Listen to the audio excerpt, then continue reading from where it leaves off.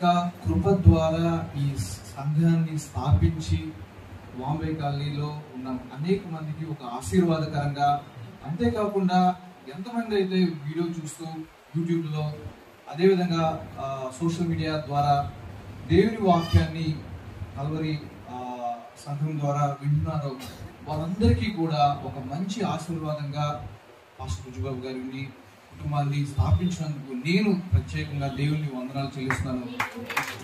దేవుని చెల్లిద్దాం. దేవుడు మాత్రమే మహిమపరచబడును గాక. ఆమేన్. మనం ఏది చేసినా, ఎక్కడికి వెళ్ళినా, ఏది మాట్లాడినా, ఏది ఆలోచించినా అది ఎవరికి తెలుస్తుంది? దేవుడికే తెలుస్తుంది. మీ ధ్యాస అంతా ఈ వాక్యం ఈ కొంచెంసేపే కానీ దాని మీద మనం ధ్యాస పెట్టి ఎన్నో కొత్త మాటలు నేర్చుకోవచ్చు. నాకు ఈ వాక్యం తెలుసులే అని అనుకుంటే ఇక మీకు రివిజన్ లా ఉంటుంది అనమాట. నాకు ఎన్నో తెలిసి నేను మళ్ళీ గుర్తు చేసుకుంటా ఉంటా. ఈ రూమినేటింగ్ అంటారు. అంటే ఇప్పుడు మనకి పశువులు ఉంటాయి, అవి తిన్న తర్వాత తీసుకొచ్చి నెమర వేయటం అనమాట. అలా ఎంత డీప్గా అధ్యయనం చేసి, మననం చేసి, ధ్యానించి, ఎంతో లోతుగా దేవుని వాక్యాన్ని మనం ఆస్వాదించాలని ఆశిస్తామో అంతగా దేవుని వాక్యం చేత నింపబడతాం. అంతా కావాలంటే కొంచెమే. ఇప్పుడు గెస్టులకి పిలిచారు ఎవరికన్నా, మొహమాట పడుతూ నాకు ఇంత చాలండి అన్నా అనుకో, బాగా ఆకలి మీద ఉన్నప్పుడు వాళ్ళు అవి కొంచెం వేసుకోయా అంటారు. చాలని మొహమాట పడిపోయాం అనుకో, ఏమంటారు? సరే ఓకే, తర్వాత అయ్యో కొంచెం తిన్నా బాగుండేది అనిపిస్తుంది కదా. అలాగే మనం ఎంత ఆకలిగా ఉన్నామో అంత దేవుడు మనల్ని నింపుతాడు, మనం అడిగితే, ధ్యాస పెట్టి వింటే. ఆమేన్. అదే ఆత్మీయ ఆహారం కోసం మీరు నేను అందరూ ఉన్నాం. దేవుని బిడ్డలుగా మనం మార్చుకున్నప్పుడు దేవుడు ఆయన ఆత్మ ద్వారా నింపేస్తాడు. అంతే. ఇక మనకు ఆలోచనలన్నీ మన జీవితం ద్వారా ఆయన ఏ రకంగా మహిమపరచాలో అన్ని బైబిల్ పరుస్తాడు అనమాట. అర్థమైందా? ఇప్పుడు వాక్యంలోకి వెళ్ళిపోదాం. మత్తయి సువార్త 28వ అధ్యాయం 16 నుంచి నేనే చదువుతాను. వారు ఆయనను చూచి ఆయనకు మ్రొక్కిరి గాని కొందరు సందేహించరి. అయితే యేసు వారి యొద్దకు వచ్చి, పరలోకమందును భూమి మీదను నాకు సర్వాధికారము ఇయ్యబడి ఉన్నది. కాబట్టి మీరు వెళ్ళి సమస్త జనులను శిష్యులనుగా చేయుడి. తండ్రి యొక్కయు కుమారుని యొక్కయు పరిశుద్ధాత్మ యొక్కయు నామములోనికి వారికి బాప్తిస్మిచ్చుచు నేను మీకు ఏ సంగతులను ఆజ్ఞాపించుతునో వాటన్నిటిని గైకొనవలెనని వారికి బోధించుడి. ఇదిగో నేను యుగ సమాప్తి వరకు సదాకాలము మీతో కూడా ఉన్నానని వారితో చెప్పాను. వాక్యం మీరు అందరూ చదివే ఉంటారు. బైబిల్ ఒకసారి కూడా చదవకపోతే మొత్తం కవర్ టు కవర్ ఖచ్చితంగా చదవడానికి, వ్యక్తిగతంగా దేవుని సన్నిధిలో కూర్చొని దేవుని వాక్యం నుంచి మీరు నేర్చుకోవడానికి ప్రయత్నించండి. కానీ ఈ పర్టికులర్ కాంటెక్స్ట్ లో మనకు తెలుసు, సువార్తలు మత్తయి, మార్కు, లూకా, యోహాను 4 విధమైన యాంగిల్స్. ఇప్పుడు అక్కడ నుంచి చూస్తే కనిపించేది వేరు, ఇక్కడికి వచ్చి చూస్తే కనిపించేది వేరు జనాలు. అట్లాగా ఒక్కొక్క రకంగా వారి యొక్క యాంగిల్స్ ని, వారి యొక్క ఉద్దేశాలను బట్టి వారు రచించారనమాట. మనకు 4 చూస్తే దీంట్లో ఉందిగా అనిపిస్తుంది. కానీ కొంచెం లోతుగా చదివితే ఎందుకు, ఎవరు, ఎలాగా, ఏ సందర్భాన్ని బట్టి రాశారో మనకి క్లియర్ గా అర్థమవుతుంది అనమాట. సో ఇక్కడ మత్తయి అని మనకు అందరికి తెలుసు. మత్తయి ఎవరు? ఆయన ఒక ట్యాక్స్ కలెక్టర్, సౌకర్య. ప్రజల నుంచి డబ్బులు కలెక్ట్ చేసి వీళ్ళకి కొంచెం వస్తుంది, వీళ్ళు కొంచెం ధనాన్ని కూడా పెట్టుకుంటుంటారు అనమాట. దీంట్లో అన్యాయం సూమ్ కూడా ఉంటుంది. ఓకే, అలాంటి సందర్భంలో ఉన్న, అలాంటి సిచ్యువేషన్ లో ఉన్న వ్యక్తే మత్తయి. కానీ మత్తయిని దేవుడు పిలుచుకున్నాడు. అలాంటి వ్యక్తి ఇప్పుడు యేసుక్రీస్తు బోధలను అర్థం చేసుకొని, జీనియాలజీ అంటే యేసుక్రీస్తు అసలు ఎక్కడి నుంచి, దావీదు వంశం నుంచి రాసుకుంటూ వచ్చి మొత్తం యేసుక్రీస్తు చేసిన అద్భుతాలన్నీ రచించి, ఎస్పెషల్లీ కొండ మీద ప్రసంగం 5, 6, 7 ఈ అన్ని అధ్యాయాలు ఆయన ఎంతో క్షుణ్ణంగా రాసి ఈ విధంగా ముగిస్తున్నాడు అనమాట. ఏమని? యేసుక్రీస్తు చెప్పిన అతి ముఖ్యమైన మాట, సదాకాలము నేను మీతో ఉన్నాను, యుగ సమాప్తి వరకు మీతో ఉన్నాను. కానీ మీరు చేయాల్సినది కూడా ఒకటి ఉంది. అదేంటిది? పరలోక మందులు భూమి మీదను నాకు సర్వాధికారము ఇయ్యబడి ఉన్నది, కాబట్టి మీరు వెళ్ళి సమస్త జనులను శిష్యులుగా చేయండి, తండ్రి యొక్కయు కుమారుని యొక్కయు పరిశుద్ధాత్మ యొక్కయు నామములోనికి వారికి బాప్తిస్మమిచ్చు.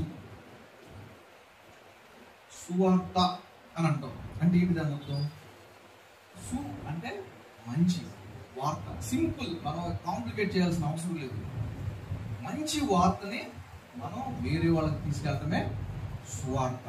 ఈ ఉదయం కాలంలో మన ప్రసంగం కూడా చాలా సింపుల్. 5 మాటలు, 5 ప్రశ్నల ద్వారా మనం నేర్చుకుందాం. ఏమిటి చెప్పాలి, ఏమి చెప్పాలి, వాట్, ఎందుకు చెప్పాలి, వై, ఎక్కడ చెప్పాలి, వేర్, ఎవరు చెప్పాలి, ఎవరికి చెప్పాలి, హౌ అంటే ఎలా చెప్పాలి. అంటే సింపుల్ ప్రసంగం. అసలు ఈ మీరు రాసుకుంటారా రాసుకోకపోయినా పర్వాలేదు, కానీ ధ్యాస పెట్టి వినండి. ఓకే, ఏమి చెప్పాలి అనేది అంటే మనకందరికీ తెలుసు, సువార్త. అరే భయ్, వాక్యంలో నాకు లోతులు అసలు అర్థం కావట్లేదు.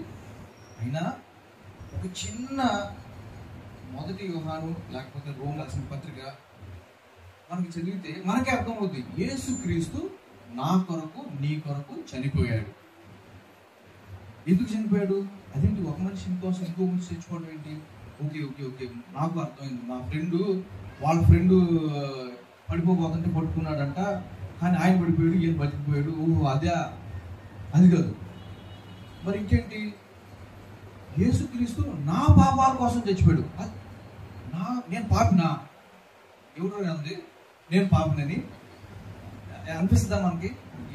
ఎవరన్నా ఈ తప్పు చేసావంటే నేనా? మనకి ఎన్నే వస్తుంది. కానీ వాక్యం చెప్తుంది ఏ భేదం లేదు, అందరూ పాపం చేసి దేవుని మహిమను పొందలేకపోతున్నాం.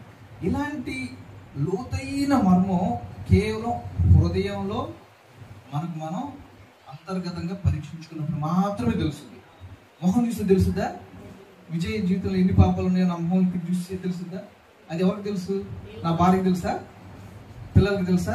అమ్మ నాన్నకి తెలుసా? ఎవరికి తెలియదు. ఎవరికి తెలుస్తుంది? నా హృదయాంతరంగంలో ఉన్న ప్రతి ఒక్క ఆలోచన కానీ, నేను చేసిన ప్రతి ఒక్క పని కానీ, అవన్నీ కూడా దేవుడికి తెలుసు. సో ఇక దాని గురించి మనం వాదించాల్సిన అవసరం లేదు. నేను పాపినా, నువ్వు పాపివా, ఏం కాదు. బైబిల్ ఒక మాట చెప్తాను, మనందరం పాపం చేసి దేవుని మహిమను అనుగ్రహించలేకపోతున్నాం. కాబట్టి మనకు ఎవరు కావాలి? రక్షకుడు కావాలి. అది గొడ్ల ద్వారా, మేకల ద్వారా, వాటిని బలి ఇవ్వడం ద్వారా వస్తుందా? మనకి రాదు. కేవలం దేవుని కుమారుడు తన యొక్క రక్తము ద్వారా మనల్ని కడిగాడు. ఆ ఒక్క మాట మనం విశ్వసిస్తే మనం రక్షింపబడ్డం అనేది దేవుని వాక్యం చెప్తుంది. అంతే, అంత సింపుల్. దానికి ఇంకొంచెం బ్యాక్గ్రౌండ్ కావాలి అంటే నేను చెప్పినట్టు మొదటి అధ్యాయం జెనిసిస్ అంటే ఆదికాండం నుంచి ప్రకటన వరకు మనం పరస్పెట్టి చదివితే అర్థమవుతుంది ఏ విధంగా దేవుడు తన యొక్క సృష్టిని సృజించాడు. ఆ తర్వాత మనిషి ఏ విధంగా తన పాపంలో పడిపోయాడు.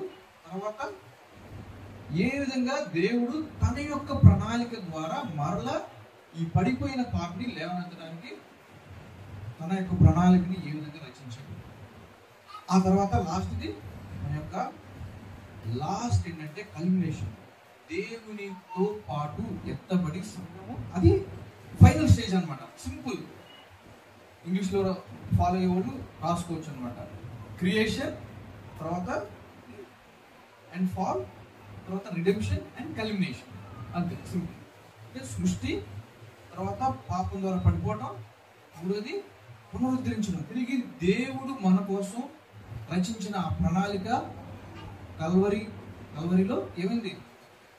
అది నెరవేర్చబడటం. యేసుక్రీస్తు శిలువలో మన కోసం ప్రాణం ఇచ్చి చనిపోయి 3వ రోజున తిరిగి లేవటం. దానివల్ల మనకి దేవునికి ఉన్న గ్యాప్ పోవటం, తిరిగి దేవుడికి మనకి మళ్ళా ఒక సంబంధాన్ని ఏర్పరచుకోవడం. ఆ విషయాన్ని మనం విశ్వసిస్తే మనం రక్షింపబడాలి. అంతే, ఇంకెంతకన్నా మనం కాంప్లికేట్ చేయాల్సిన అవసరం లేదు. సో ఏం చెప్పాలి అని అంటే ఇంత సింపుల్గా చెప్పండి. నాకు సడన్గా ఏమన్నా ఆరోగ్యం బాగాలేదు, సడన్గా నాకు నొప్పించి పడిపోయాను అనుకో, చనిపోవడం కానీ పడిపోయాను అనుకో, ఏం చేస్తారు మీలో ఒకళ్ళు? హాస్పిటల్ తీసుకెళ్తారు. ఎట్లాగా? అంబులెన్స్. కరెక్టా? ఏ నెంబర్ అని తెలుసా మీకు? 108. ఎవరికి తెలియదు ఇక్కడ 108? 108 ఎలా వచ్చింది తెలుసా? మత్తయి సువార్త 10వ అధ్యాయం 8వ వచనమే. అది ఇంగ్లీష్లో కరెక్ట్గా ఉంటుంది. ఏమని? Heal the sick and preach the good news that the kingdom of God is near. ఒక అది ఇంగ్లీష్లో ఉండేది, మన తెలుగులో చూద్దాం. పరలోక రాజ్యము సమీపించి ఉన్నదని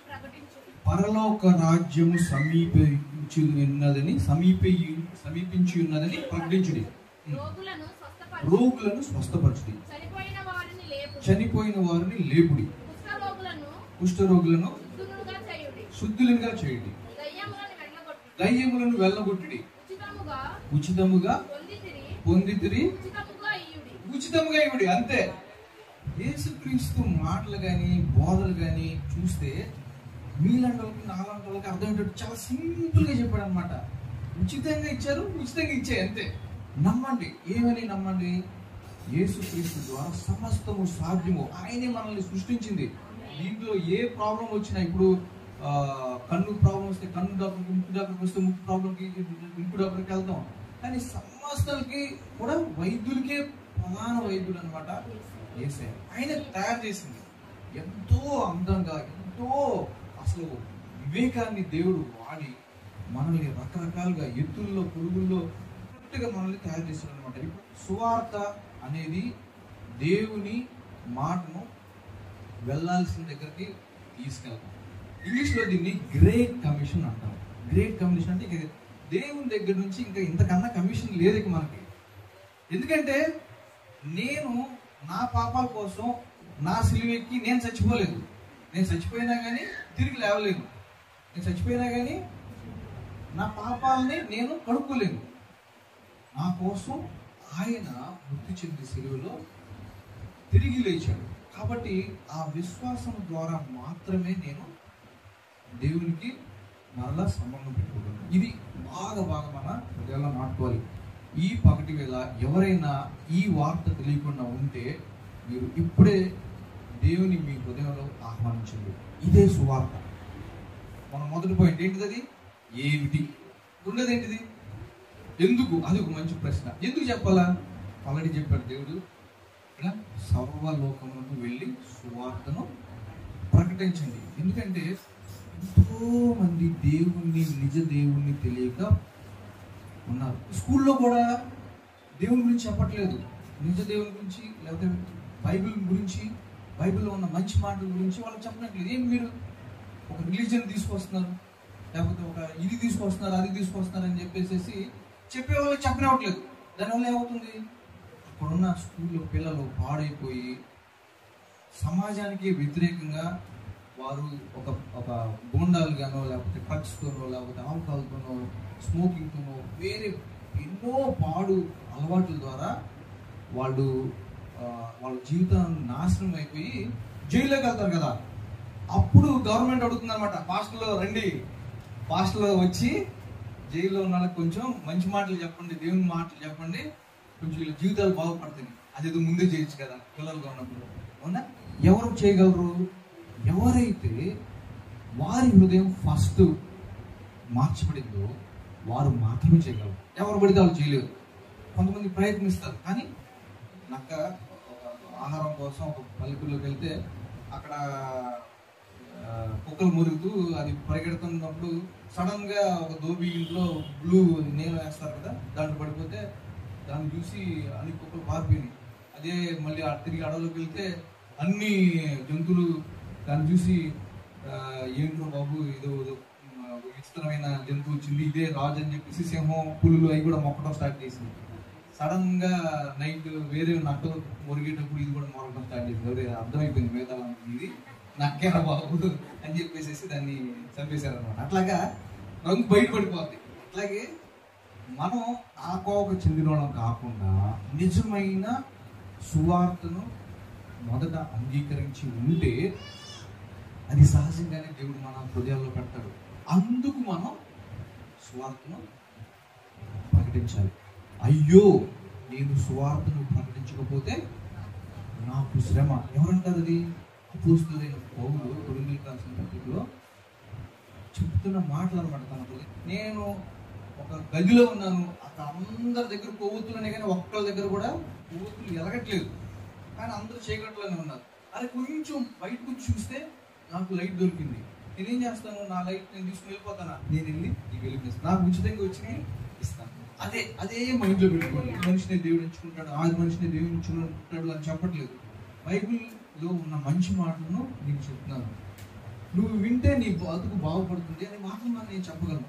ఒకరిని కొట్టి బలవంతం చేసి లేకపోతే ఏదేదో చేసేసి ఒకరిని దేవుళ్ళకి నడిపించగలమా? అస్సలు నడిపించలేదు. అది చాలా మంది అలా అనుకుంటారు, ఇది ఇస్తే దేవుని నమ్ముకుంటారు, అది ఇస్తే దేవుని, అస్సలు అవ్వనే అవ్వదు. మీరు ట్రై చేయండి, అంతే. ఆ లాభం తీసుకుంటారు, మళ్ళీ మామూలుగా అయిపోతారు. కానీ నిజమైన వాక్యం, నిజమైన సువార్త హృదయాన్ని మారుస్తుంది, నిజ వెలుగుని మన జీవితంలో నింపుతుంది, పాడైపోయిన నీ బ్రతుకుని మారుస్తుంది, రోగుల్ని స్వస్థపరుస్తుంది, అనేక మందికి వెలుగుగా నిన్ను మారుస్తుంది. నువ్వు ఏ పని చేసినా కానీ ఆ ఆత్మ నడిపింపు నీలో ఉంచుతుంది. కాబట్టి ఈ సువార్తను తీసుకెళ్ళటానికి మట్టి పాత్రలమైన మనల్ని దేవుడు ఎంచుకున్నాడు. మట్టి పాత్రలైన మనం ఎంచుకున్నాడు. అసలు ఈ గట్టిగా భోజనం చేస్తే మనం చచ్చిపోతాం, అవునా? అలాంటి మట్టి పాత్రలో మనం, కానీ నీ ద్వారా నా ద్వారా ఆ సువార్త అనే సువాసన, అబ్బా ఈ మనిషితో కాసేపు కూర్చుంటే ఎంత బాగుంటుందో, మనసు నెమ్మదిగా ఉంటుంది అనిపించింది ఎప్పుడన్నా?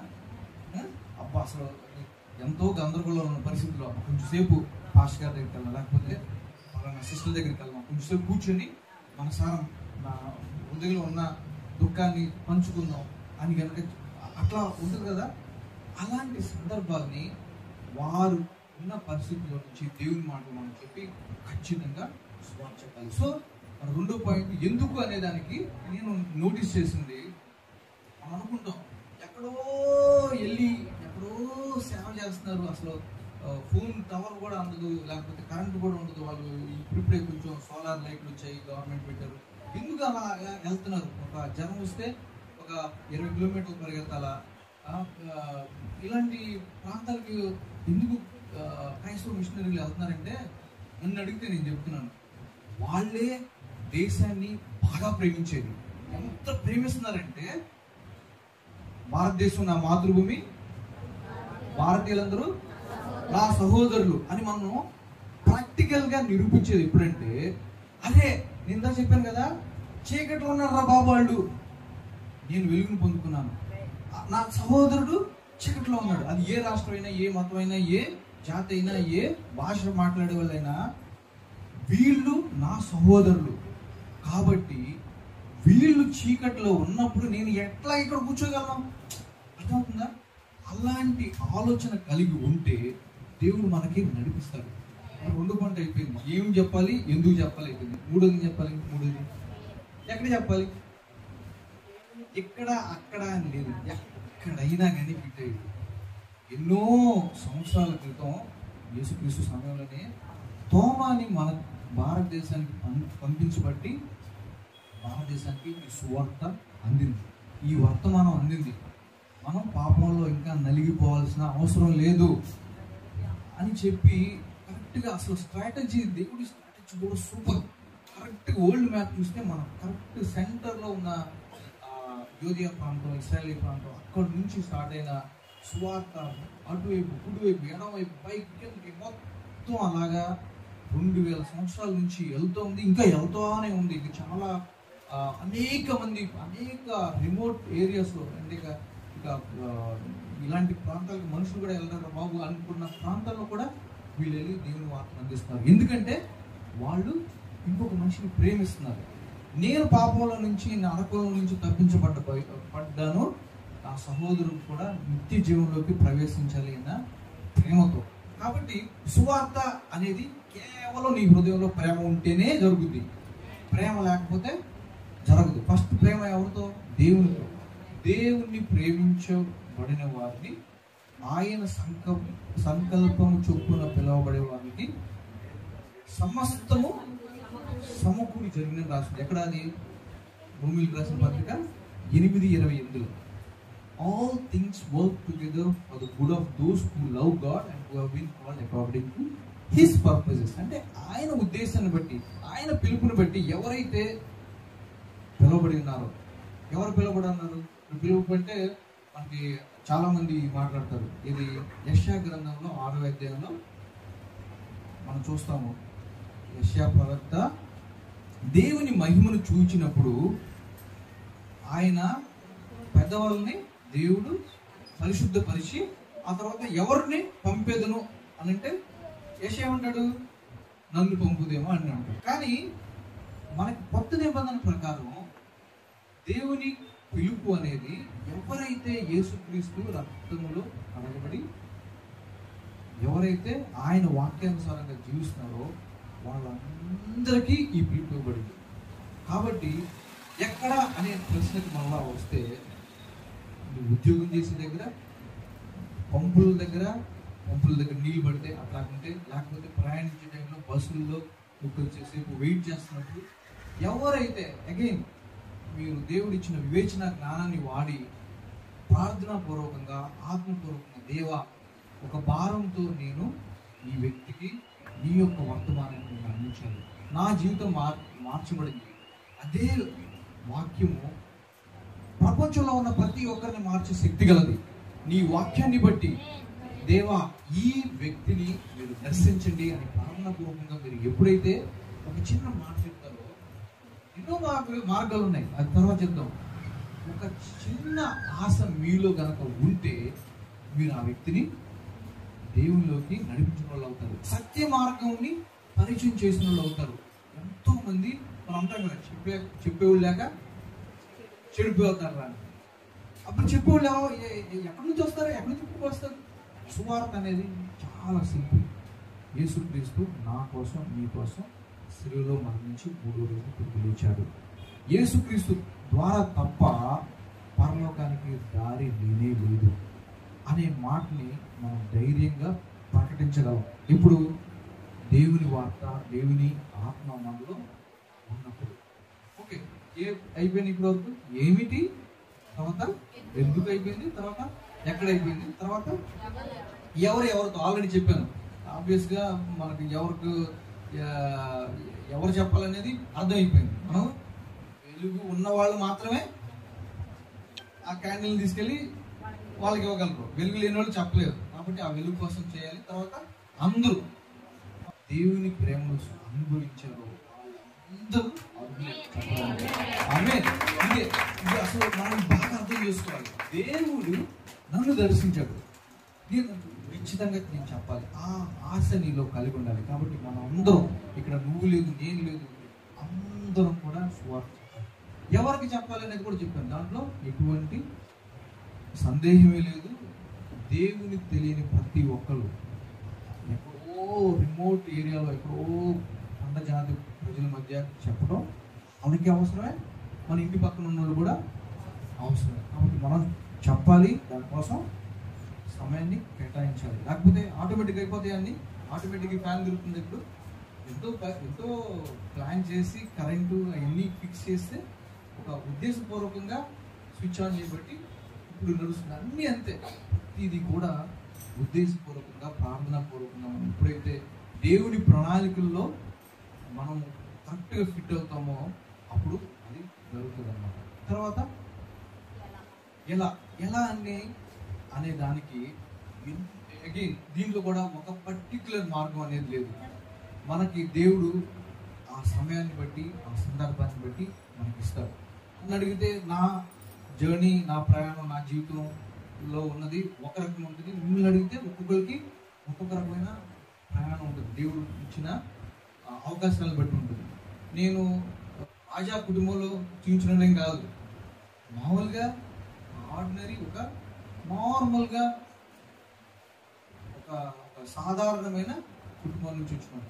నాకేంటంటే ఒక ఆలోచన కలిగింది, నేను నా రిలేటివ్స్ చుట్టాల మధ్య, నేను పెరిగిన ప్రాంతాల మధ్య ఒక పెద్ద డాక్టర్ని చూపించాలా అని ఒక రకమైన ఆలోచన అనమాట.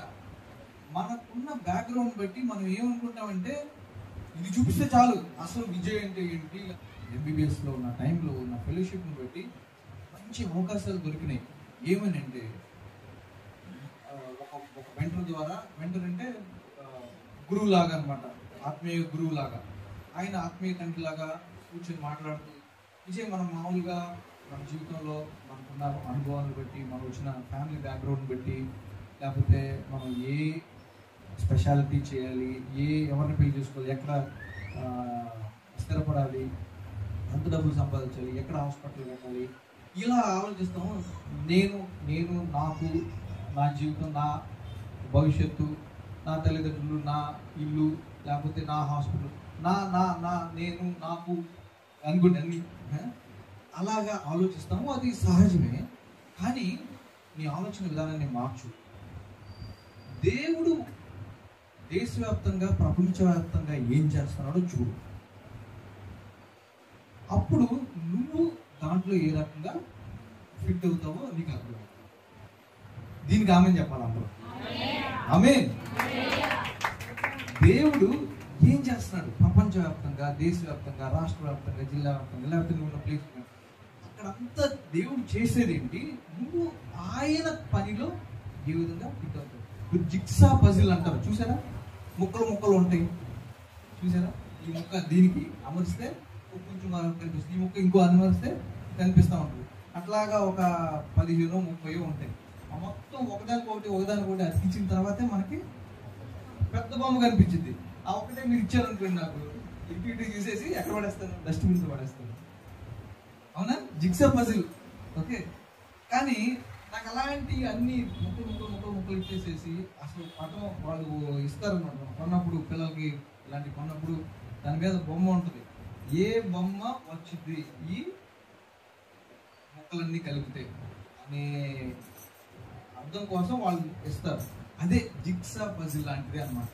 దేవుడికి ఒక ప్రణాళిక ఉంది. మొత్తం అంతా పైన చూస్తే ఆ ముక్కని కలిపితే మనకి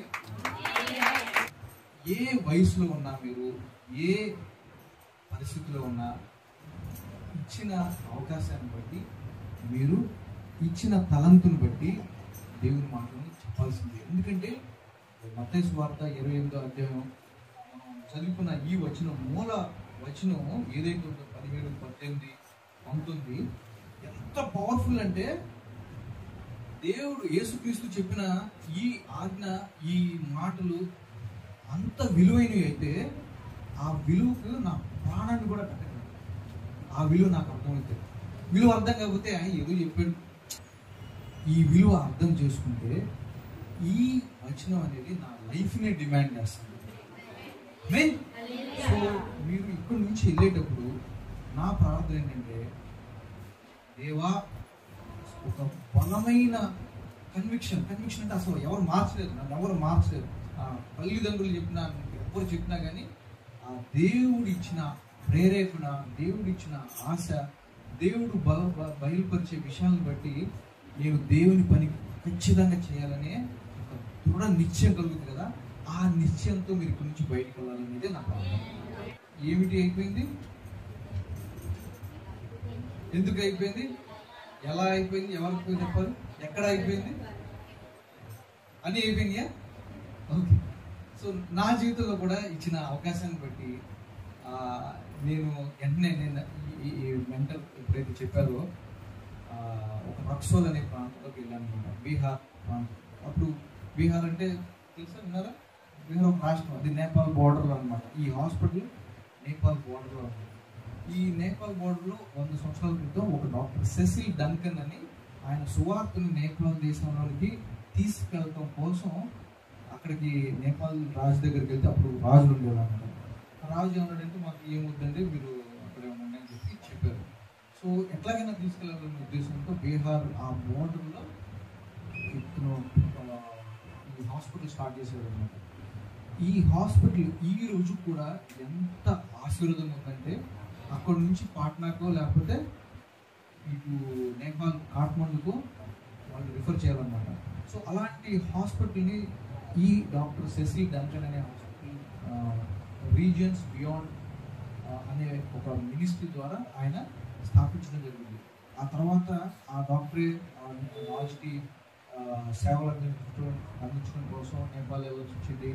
నేపాల్కి మొదటి సువార్త ఈ హాస్పిటల్ ద్వారానే వెళ్ళిందన్నమాట.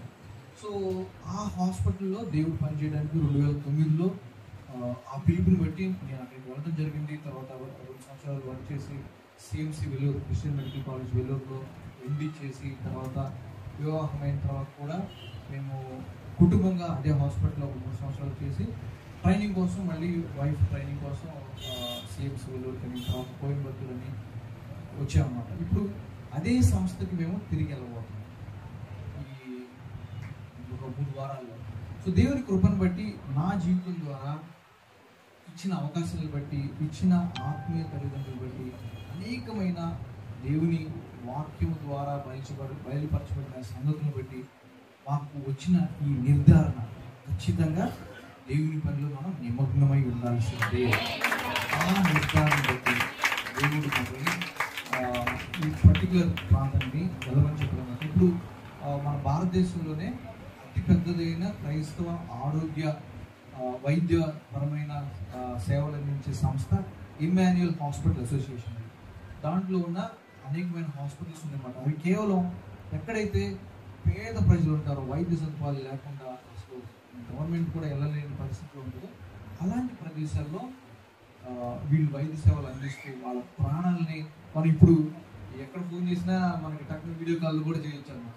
కానీ నేను చెప్పేది 100 సంవత్సరాల క్రితం అలాంటి పరిస్థితుల్లో, ఒక టెలిఫోన్ కమ్యూనికేషన్ కూడా లేని పరిస్థితుల్లో, ఒక ఎలక్ట్రిసిటీ, ఇలాంటి తాగునీటి సదుపాయాలు కూడా లేని పరిస్థితుల్లో ఎంతోమంది మిషనరీలు భారతదేశానికి వచ్చి, వాళ్ళు కొంతమంది అయితే వాళ్ళ సమాజ పెట్టులు ఉంటాయి కదా, బాక్సులు, కాఫిన్ బాక్సెస్, వాళ్ళు కూడా తెచ్చేసుకున్నారు అన్నమాట. ఎందుకంటే ఇక చచ్చిపోతే ఇక్కడే మళ్ళీ తిరిగి షిప్లో మా దేశానికి తీసుకెళ్ళడం కష్టం అని చెప్పేసి వాళ్ళు ఇక్కడే భారతదేశంలోనే చచ్చిపోవడానికి కూడా సిద్ధపడిపోయి వచ్చిన మిషనరీలు పనిచేసిన దేశం అన్నమాట.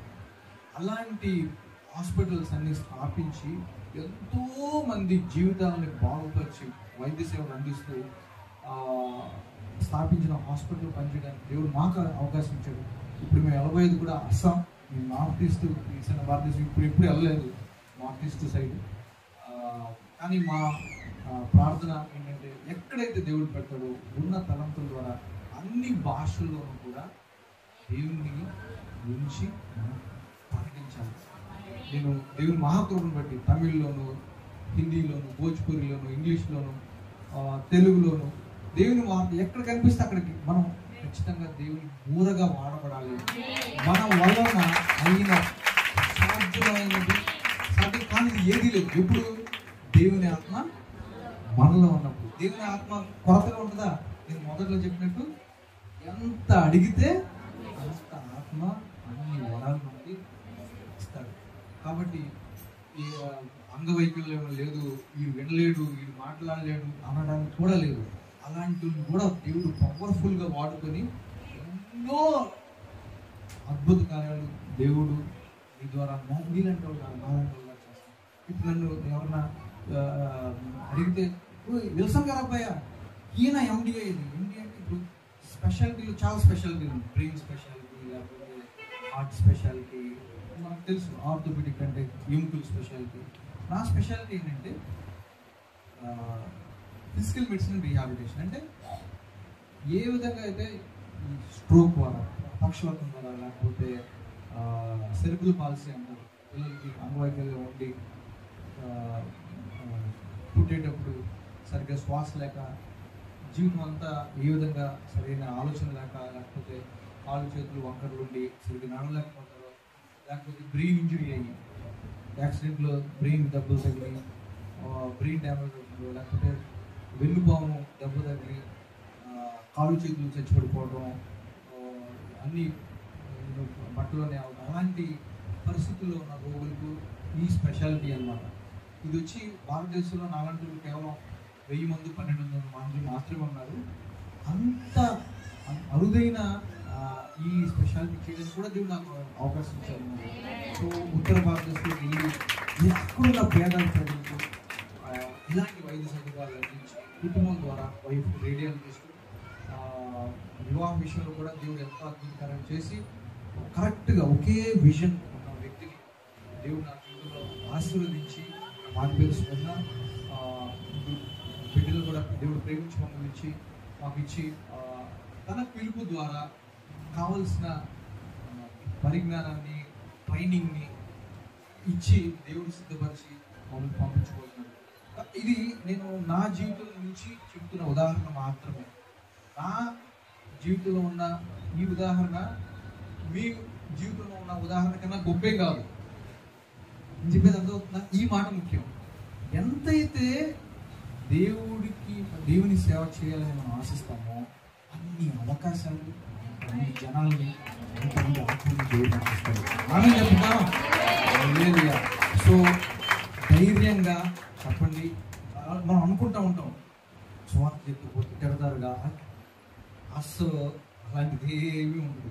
అంటే ఉంటుంది, లేదని చెప్పదు. కానీ అసలు అర్థం చేసుకుంటారు కదా, బుర్రని అర్థం చేసుకుంటారు కదా, వాళ్ళు మాత్రం చెప్పండి. బీహార్లో ఉన్న పండిట్స్ ఉంటారు, బాగా పండిట్స్ అన్నమాట, వేదాలన్నీ పఠించి ఉంటారన్నమాట. వాళ్ళ దగ్గరికి వెళ్ళి మనం యేసుక్రీస్తు మాటలు చెప్పినప్పుడు ఎంత ప్రేమతో ఆహ్వానిస్తారంటే, భోజనం పెట్టకుండా వాళ్ళని మీరు అడగరు, భోజనం పెట్టి మీరు మళ్ళీ రండి, మాతో పాటు సమయాన్ని గడిపి ఇంకా దేవుని మాటలు చెప్పండి అని నిజంగా జ్ఞానం కలిగిన వాళ్ళు మీ మాటల్ని వెల్కమ్ చేస్తారన్నమాట. అక్కడెక్కడ ఉంటాయి, అవన్నీ చూసి మనం నిరుత్సాహపడాల్సిన అవసరం లేదు. యేసుక్రీస్తు శిష్యుల్నే వాళ్ళకే ఘోరమైన పరిస్థితులు ఎదుర్కోవాల్సి వచ్చింది. అసలు యేసుక్రీస్తు నా కొరకు, నా జీవితాన్ని బాగు చేయడం కోసం ఆయన వచ్చి నన్ను పాపం నుంచి విముక్తి చేసి నాకు నూతన నిత్య జీవాన్ని ఇస్తే, ఈ జీవితాన్ని ఆయన సమర్పించకుండా ఎందుకు భయపడింది? దేవుడి ఆత్మ మనలో ఉండి దేవుని ప్రేరేపణ ద్వారా సమయానుచోతంగా మనం ఇంకా దేవుని మాట్లాడుతూ అనేక మందికి ఆశీర్వాదంగా, అనేక కుటుంబాలు మార్చబడతాయి. అసలు ఈ వాక్యాలలోనే నాకు తెలిసిన ఎంతో మంది కుటుంబాలు మార్చబడ్డాయి. దేవుడి స్తోత్రం. నాకు బుద్ధిబాబాయ్ చెప్పినప్పుడు, ఇలాగ చర్చ స్టార్ట్ అయిన 20 సంవత్సరాల క్రితం చెప్పినప్పుడు అసలు నేను ఎంత ఆనందపడ్డానంటే, అవును మనకి ఇలాంటివే కావాలి. అంత చర్చిలు కాదు, 1000 చర్చిలు కాదు, 2000 చర్చిలు కాదు, అసలు చర్చిలు కావాల్సిందే మొత్తం. ఎందుకంటే సువార్త కాకుండా ఈ భారతదేశాన్ని కానీ దేని పరిస్థితిని కూడా మార్చింది. ప్రపంచానికి కావాల్సింది ఏంటో తెలుసా? డబ్బు కాదు, అందం కాదు, గొప్ప గొప్ప చదువు, విజ్ఞానం, వైజ్ఞానం కాదు. కావాల్సింది ఏంటంటే సువార్త. ఏం చెప్పాను? సువార్త. అది ఎవరి దగ్గర ఉంది? మీ దగ్గర, నా దగ్గర. అంటే మనం సువార్త విషయంలో మనం ధనికులు. ధైర్యంగా వెళ్ళి యేసుక్రీస్తు యొక్క వెలుగును మనం ధైర్యంగా చాటుతాం. భయపడవద్దు. అదేవిధంగా సంయోజితంగా మనం మన మాటల్ని, మన యొక్క అవకాశాలని దేవుని ఆత్మ ద్వారా ముందుకు వెళ్ళాలి. అదేవిధంగా మనం వ్యక్తిగత జీవితంలో కూడా సాక్ష్యం కూడా చాలా ఇంపార్టెంట్. ఇన్ని మాటలు మాట్లాడి నేను నా కుటుంబానికి ఆయాసపరిచేటట్టుగా ఉన్నా, లేకపోతే నా సాక్షి జీవితాన్ని పోగొట్టుకున్నా, చూడరా బాబు, వీళ్ళందరూ ఇంతేరా బాబు. దేవుని కోసం బెస్ట్ ఇవ్వాలి. ఎందుకంటే దేవుడు ఆయన బెస్ట్ ఇచ్చాడు.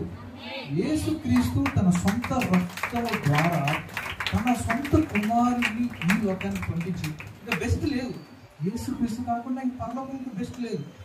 ఆయన రక్తం ద్వారా మనం అనగబడ్డామంటే, ఆయన్ని ఇచ్చిన తర్వాత మన బెస్ట్ మనం ఇవ్వకపోతే అది దేవుని మనం అవమానపరిచినట్టు. యేసుక్రీస్తుని మీరు సొంత రక్షణగా అంగీకరిస్తే మీకు ఉండే విడుదల అనుభవం ఏంటి, ఎలా ఉంటుంది అనేది తెలియజేస్తారు.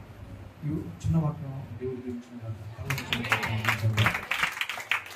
మహాపరిశుద్ధుడా, ఈ యొక్క వాక్యం శక్తి కలిగి, ఈ యొక్క వాక్యము తండ్రి ప్రభావం హృదయాన్ని మారుస్తుంది. నా జీవితాన్ని, మా జీవితాన్ని, ఇక్కడున్న అందరి జీవితాన్ని మీరు మార్చారు నాయన. మా ద్వారా ఈ యొక్క